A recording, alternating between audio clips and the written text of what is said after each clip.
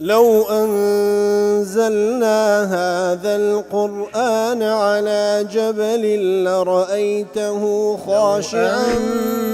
أنزلنا هذا القرآن على جبل لرأيته خاشعا أنزلنا هذا القرآن على جبل لرأيته خاشعا متصدعا من خشية وتلك الأمثال نضربها للناس لعلهم يتفكرون.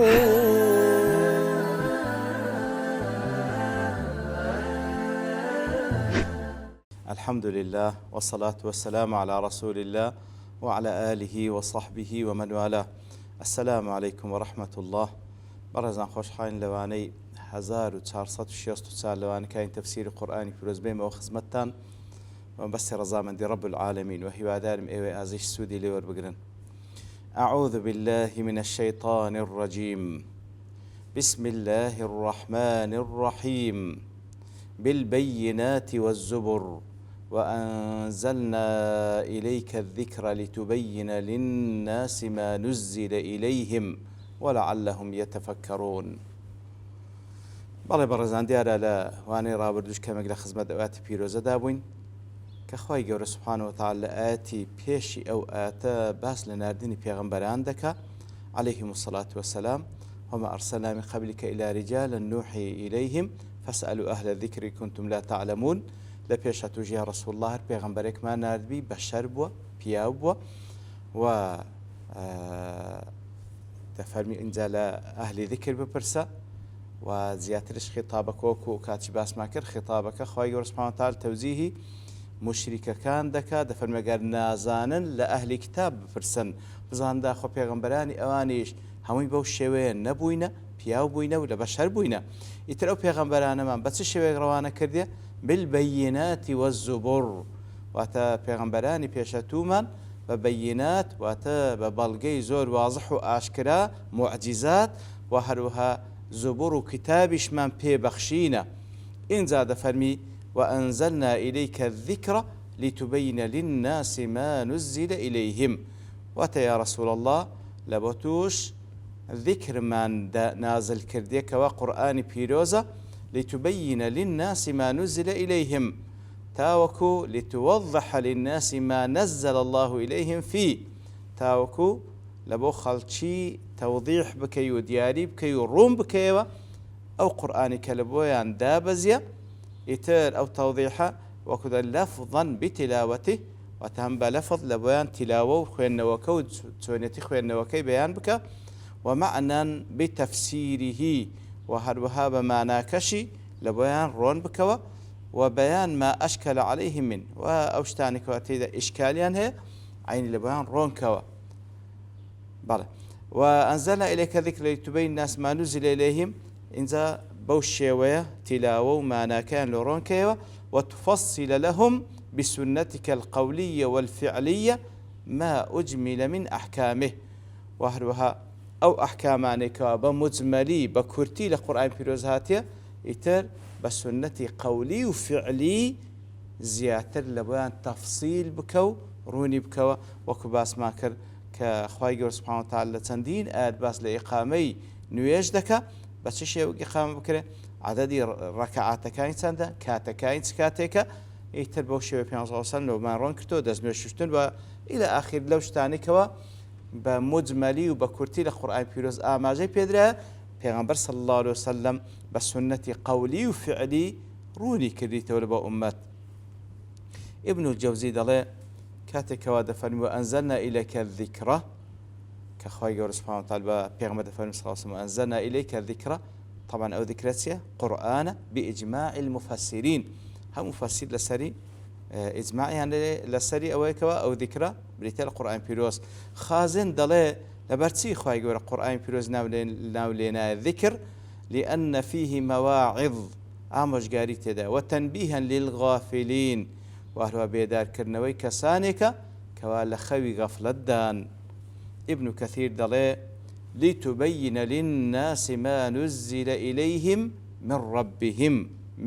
ربهم واتە لە بۆ خەڵکی بەیان بکەی ئەوەی کەوا دابەزێن پەروەردگاریانەوە لە بۆیان ئەی لعلمك بمعنى ما أنزل عليك لەبەرچیە تو لە بۆیان بەیان بکەیت بە تۆ علمت بەوەی هەیە کە بۆ دابەزیە وحرصك عليه وهروە تۆ حەریسی لەسەری ئەتو لە بەیان ڕۆنکەوە واتباعك له وهروەها لەبەرەوەی تو متبعی لە بۆ ئەو قورئانەی ولعلمنا بأنك أفضل الخلائق وسيد ولد آدم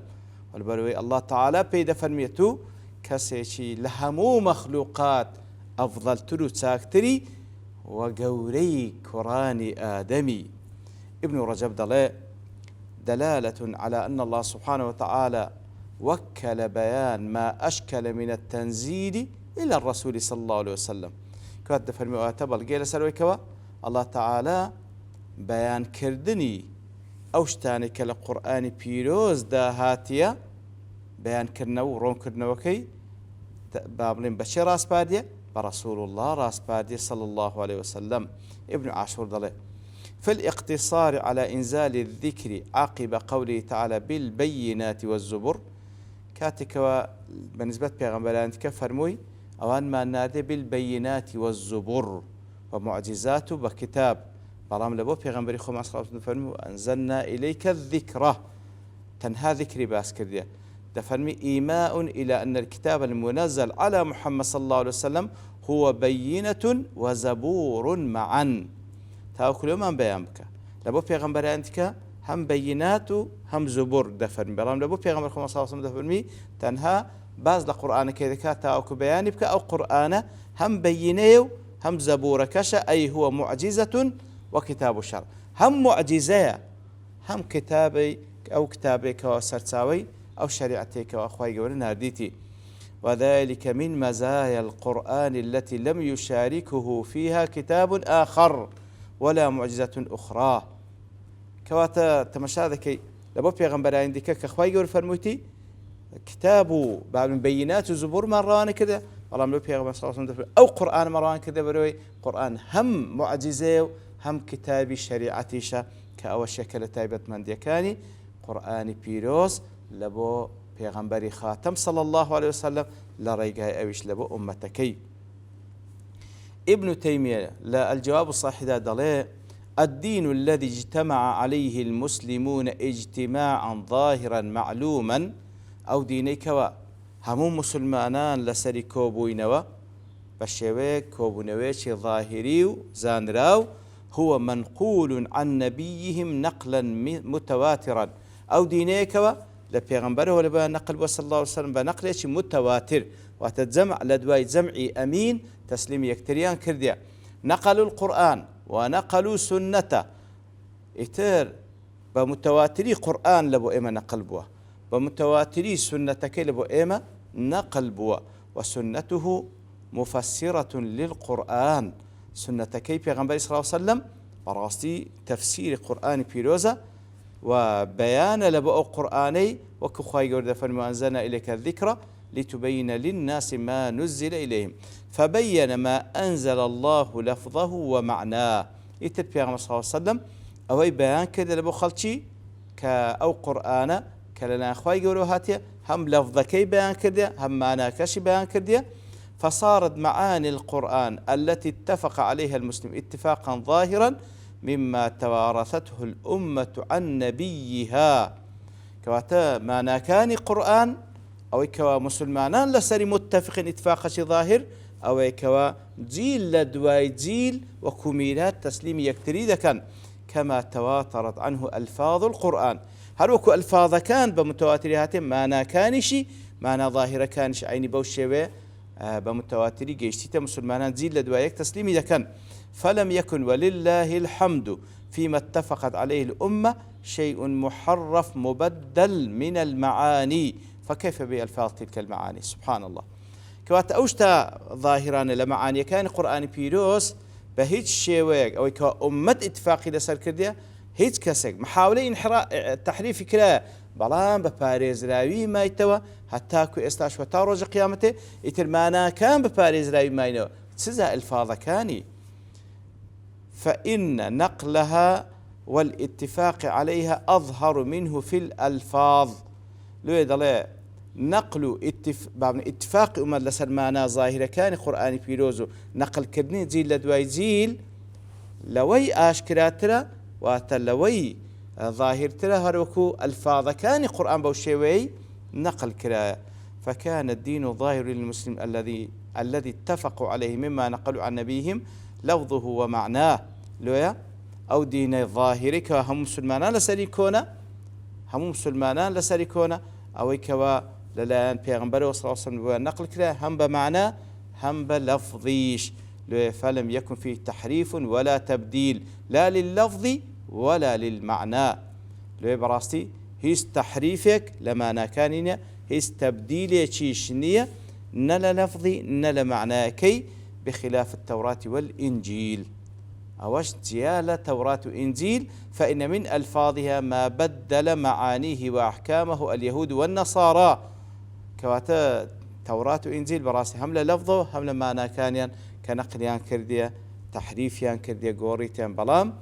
كوتا كتابو تاك كتاب لسر رويزوي كوالا لان خواي قولو هاتبي قرآني بيريوزا بباريزلاوي للاين لفظو لان معناوه حتى استاو حتى روج قيامة تجدمينيه بل إن زاد فرم لك وتائك وأنزلنا إليك الكتاب وأنزلنا إليك الذكر لتبين للناس ما نزل إليهم ولعلهم يتفكرون أي وأنزلنا إليك القرآن أو قرآن ملتدى بزاده كي يتفكر الناس في آياته تاكو خلشي بير لآتكان بكنوا ويعتبروا بها ويتعظوا خلشي بندو آموشقاري وعبرتي لور بقرن فيهتدوا بالعمل بها تاوكو بكار كردن بي رقاي هدايات بدوزنوا كواتا للآن بيغمبر صلى الله عليه وسلم قاندرا بيان كرا رون كرايتوا وكو لفظ معنى تاوكو خلشيش إتر بيري لبكنوا پندی لێوەر بگرن و کاری پێ بکەن و ڕێگای هیدایەتی پێ بدۆزنەوە. ابن عثيمين رحمة الله بدفرمي ليس في كلام الله ورسوله شيء لا يعرف معناه جميع الأمة هيج تكنية لكلام الله تعالى لا لفرمودي بيغمبركي صلى الله عليه وسلم هيج تكنية لا قرآن لا سنة كوا همو أمات هيج لنزانا بل لا بد أن يكون معروفا لجميع الأمة أو بعضها بلكو أو إلى قرآن داهاتي أو إلى سنة داهاتي بابلن همو يان همو أمة ديزانيان بلايك مهندق لأمة ديزانا خواهي قد فرموا أنزلنا إليك ذكرى لتبين الناس ما نزل إليهم العالم يتفكرون وأهل سورة عند سورة النحل يشتاونوا ونزلنا عليك الكتاب تبيانا لكل شيء وهدى ورحمة وبشرى للمسلمين ولأنه لو كان في ما لا يعلم معناه أحد أجرشتك بالقرآن يان للسنة أجرشتك بالقرآن يان للسنة هيت كسك معناكي نزاني أو لكان بعض الشريعة مجهولا للأمة كواتلو حالتي ذكري بلين شتيق لو شريعته نزاندرا ومجهولة لبو همو أمت ولكن المعرفة والخفاء أمران نسبيان بلام زانين شاراوي لهنديكان أو أم بابلين بابتيشي نسبية فقد يكون معروفا لشخص ما خفيا على غيره تبيني كسيك ديزاني أو بابتي بلام كسيش كنايزاني أو كسي كنايزان إما لنقص في علمه يعني علمي بينية أو قصور في فهمه يعني براستي كمكرتي لا تيجيشتني هي أو تقصير في طلبه يعني بخوي تقصير تدا داوين كده فيربي أو سوء في قصده يعني قصدك خلاف اللوية تيناجا أجرنا بعام قرآن والسنة هموي واضحة أمت بقشتي تيدجا أو جهندك شتي بقشتي هموا تيدجا هندك لأمت كعلماء كان تيدجا أو عندك تيناجا بيستبقرين ولاي علماء لا مجموع فتاوى قولي إمام الشافعي هنا يتوى رحمتي لبيد لا كل ما حكم به رسول الله صلى الله عليه وسلم فهو مما فهمه من القرآن همو أوشتاني كوابين صلى حكم فكر دي أو لنتيزي فهمي بيغمبر صلى الله عليه وسلم لبو قرآن وكخوا يقول إنا أنزلنا إليك الكتاب بالحق لتحكم بين الناس بما أراك الله ولا تكن للخائنين خصيمة سورة النساء وهو آتيك استائمة لخزمة داين لا أضواء البيان دلي قد ذكر جل وعلا في هذه الآية حكمتين من حكم إنزال القرآن على النبي صلى الله عليه وسلم كواتە لەو ئاتە داخوای دوو حکمت باز دەکا لە حکمەتەکانی دابەزاندنی قورآنی پیرۆز لە بۆ پێغەمبەر صلی الله عليه وسلم یەکەمیان أن يبين للناس ما نزل إليهم في هذا الكتاب يكم حكمة أو يكواتا وكبير صلى الله عليه وسلم بيان بك لبو خلشي أوامر ونواهي كان وعد وعيد كان بيان بك حكمتي دوم هي التفكر في والاتعاظ بتاوكو خلشيش فكري اللي بكان و بندو آموشقاري ليور بقرن وصلى الله وسلم على نبينا محمد وعلى آله وصحبه أجمعين وآخر دعوانا الحمد لله رب العالمين. لو أنزلنا هذا القرآن على جبل لرأيته خاشعا أنزلنا هذا القرآن على جبل لرأيته خاشعا أنزلنا هذا القرآن على جبل لرأيته خاشعا متصدعا من خشية وتلك الأمثال نضربها للناس لعلهم يتفكرون